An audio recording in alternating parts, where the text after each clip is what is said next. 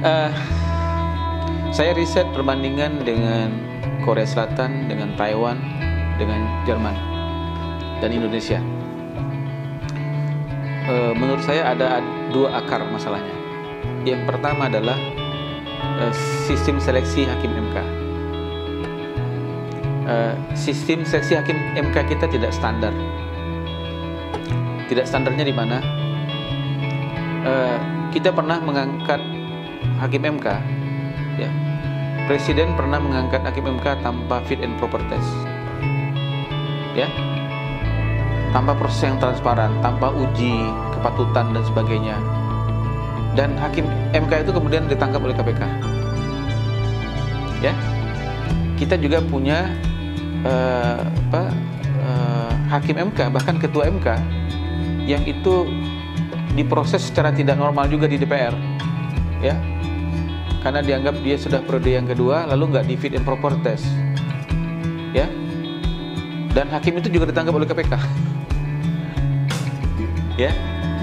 Kita juga punya hakim yang berapa kali melanggar kode etik MK. Itu kalau kita tracking sejarah dia diproses, itu juga ada masalah dalam proses seleksinya, ya kan? Itu ada hakim MK, hakim Mahkamah Agung ditangkap oleh KPK. Itu kalau kita lacak, itu juga hakim yang punya masalah ketika dalam proses seleksi, ya. Kemudian kita juga pernah punya hakim MK yang melakukan pelanggaran kode etik dulu dan sekarang ini, itu kan semuanya hakim dari Mahkamah Agung. Itu karena akarnya adalah sistem seleksi di Mahkamah Agung tidak terbuka, tertutup. Jadi tidak ada transparansi, makanya tidak ada accountability, dan hasilnya seperti itu. Kalau dibandingkan dengan negara lain, contohnya Korea Selatan, seleksi hakim MK di Korea itu standar, ya, mirip Indonesia.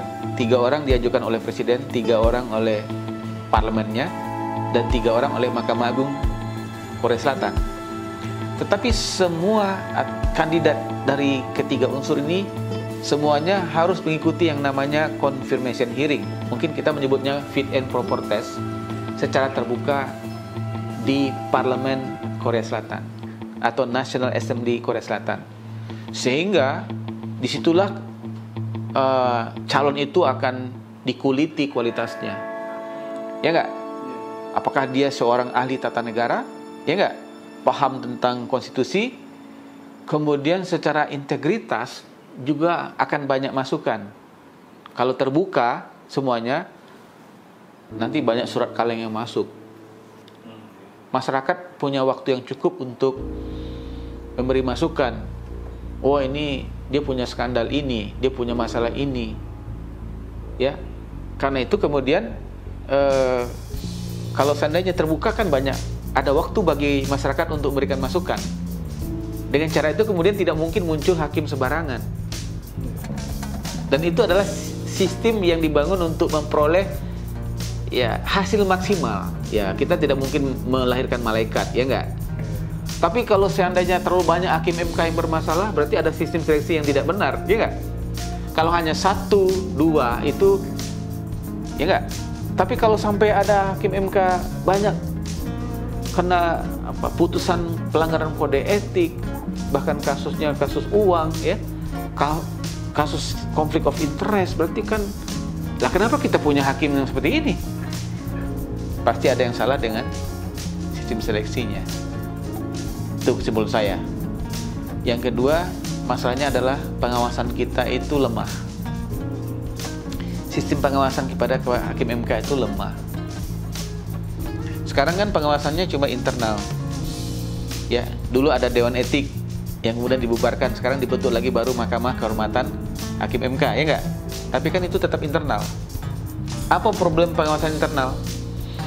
Problem pengawasan internalnya adalah ada beban psikologis dari hakimnya, memeriksa teman sendiri, ya enggak? Karena komposisinya itu kan satu dari hakim MK, yang kedua mantan hakim MK, yang ketiga baru dari masyarakat, ya enggak? Jadi ada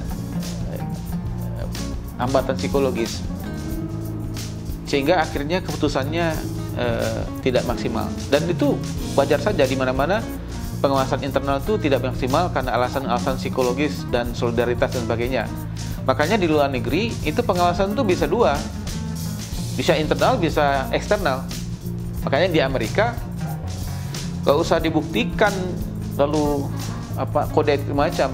Kalau ada skandal di lembaga peradilan, hakim misalnya di Amerika, dia diproses impeachment.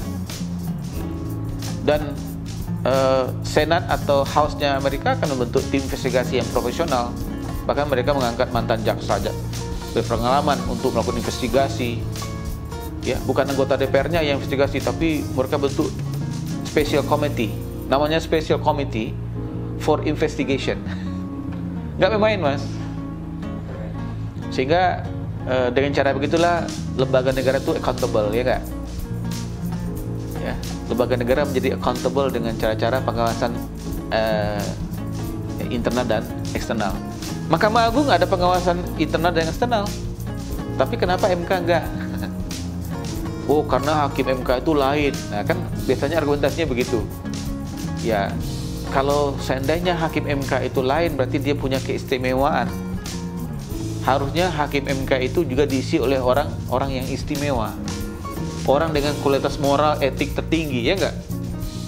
Tapi sistem seleksi kita tidak melahirkan seperti itu, ya enggak?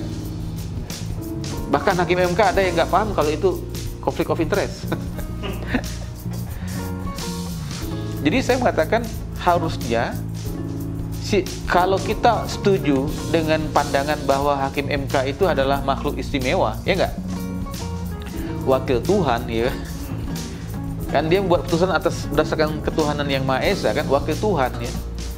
Hanya ada satu profesi di dunia itu yang berbuat putusan atas nama Tuhan, yaitu hakim. Ya.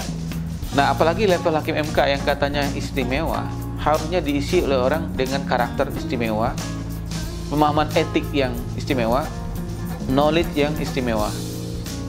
Nah, itu yang harus kita pikirkan ke depan, bagaimana menyusun, mereformulasi. Kalau saya, dalam riset saya, rekomendasi saya, kita harus melakukan reformulasi, restrukturisasi model seleksi hakim MK, supaya sistem itu semakin baik dan melahirkan hakim MK dengan kualitas istimewa, supaya tidak terjadi lagi kasus-kasus seperti ini.